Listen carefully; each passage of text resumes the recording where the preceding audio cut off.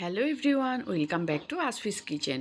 আজ আপনাদের সাথে শেয়ার করব কিভাবে খুব সহজে নতুন রাঁধুনিরা ঝটপট করে বুটের হালুয়া রান্না করতে পারবেন।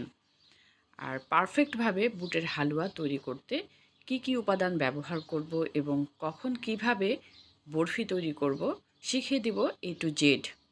তাহলে আসুন ঝটপট দেখে নেই সুস্বাদু বুটের হালুয়া রেসিপি।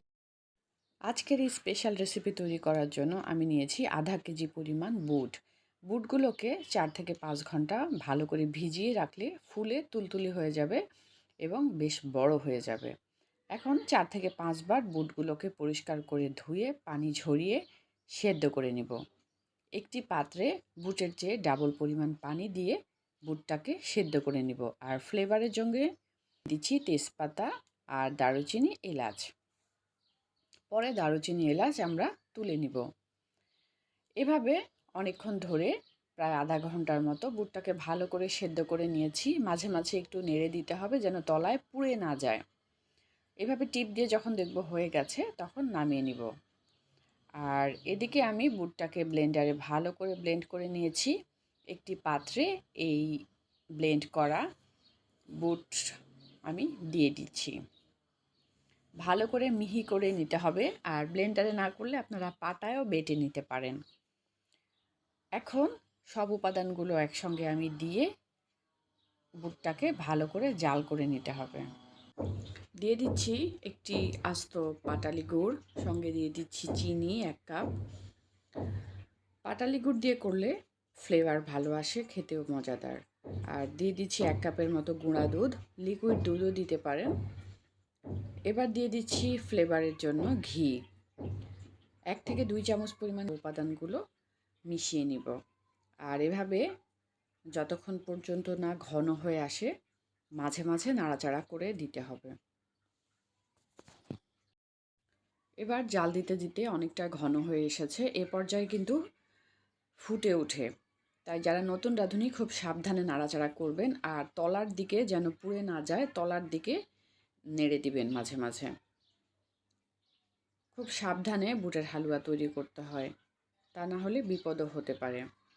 এভাবে নাড়াচাড়া করতে করতে যখন একদম ঘন হয়ে আসবে তখন আমরা বরফি তৈরি করতে পারবো। আর যদি আমরা শুধু হালুয়া খেতে চাই, এক্ষেত্রে আমরা আগেই নামিয়ে নিতে পারি। আগের চেয়ে আরও ঘন হয়ে এসেছে। এ পর্যায়ে নাড়াচাড়া তলার দিক থেকে বেশি করতে হবে, তলার দিকে কিন্তু পুড়ে যেতে থাকে। তাই এভাবে আস্তে আস্তে সাবধানে শেষের দিকে অনবরত নাড়তে হবে।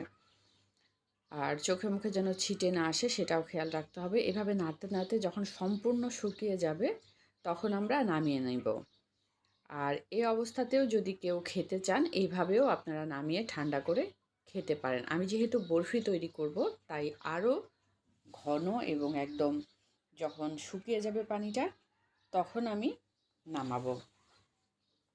এভাবে নাড়াচাড়া করতে করতে যখন একদম শুকিয়ে এসেছে, দেখেছেন একদম পারফেক্ট হয়েছে, এ পর্যায়ে আমি নামিয়ে নিব। নামিয়ে একটি ট্রেতে নিয়ে নিব সমান করে বরফির জন্য। আর অবশ্যই গরম থাকা অবস্থাতেই পছন্দ মতো শেপ দিতে হবে, তা না হলে কিন্তু পরবর্তীতে শক্ত হয়ে গেলে ভেঙে যাবে। আর নাড়াচাড়া করে এইভাবে একদম তলাতে কোনো রকমের পানি নেই, একদম পারফেক্টভাবে রেডি হয়ে গেছে। এ পর্যায়ে আমি নামিয়ে প্রথমে সরাসরি একটি স্টিলের ট্রেতে দিয়ে দিব। ট্রেতে আগে আমি তেল ব্রাশ করে রেখেছিলাম। আর হালুয়াগুলো দেওয়ার পর সমান করে নিতে হবে চতুর্পাশে। আর উপরে একটু তেল বা ঘি দিয়ে চামচের সাহায্যে বা হাতের সাহায্যে প্রেস করে নিতে হবে যেন সমান হয়। প্রথম অবস্থাতেই সমান না করলে পরে কিন্তু হালুয়াটা যখন শক্ত হয়ে যাবে তখন কিন্তু আর আপনি মনের মতো শেপ দিতে পারবেন না। তাই একদম গরম গরম থাকা অবস্থায় এভাবে শেপ দিয়ে নিতে হবে, একদম সমান করে নিতে হবে। আমি সমান করে নিলাম।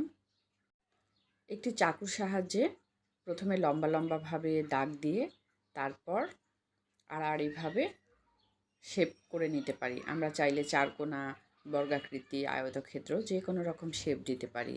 আর সাইডে যেগুলো একটু অবশিষ্ট থাকবে, মনের মতো শেপ না হবে, বা আমরা যদি বিভিন্ন রকমের শেপ দিতে চাই আমরা শেপ দিয়ে নিতে পারি। অথবা ছাঁচের মাধ্যমে আমরা আমাদের মনের মতো করে লাভ আকৃতির বিভিন্ন রকম দিতে পারি, আর উপরে কিশমিশ বাদাম দিয়ে আমরা পরিবেশন করতে পারি। এভাবে খুব সহজেই ঝটপট রেডি হয়ে গেল সুস্বাদু বুটের হালুয়া। এভাবে বুটের হালুয়া তৈরি করে শবে বরাত, ইফতারিতে বা যে কোনো অতিথি আপ্যায়নে আমরা তৈরি করে নিতে পারি, দিতে পারি বাচ্চাদের টিফিন বক্সেও বা বিকালের নাস্তাতেও। ভিডিওটি কেমন হয়েছে কমেন্ট বক্সে জানাবেন, বেশি বেশি লাইক এবং শেয়ার করবেন। দেশ বিদেশের বিভিন্ন ধরনের রান্না দেখতে চোখ রাখুন আসফিস কিচেনে। আমাদের সঙ্গে থাকার জন্য এবং ভিডিওটি দেখার জন্য ধন্যবাদ।